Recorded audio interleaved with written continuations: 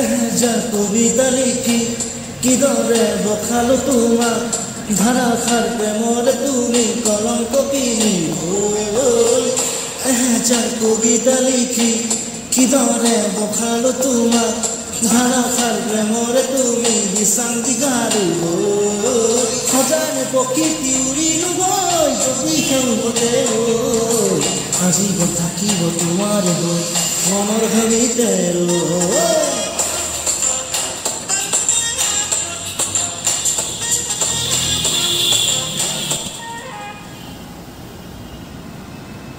এখন এটা ধাৰাৰে লিখিছে যাৰ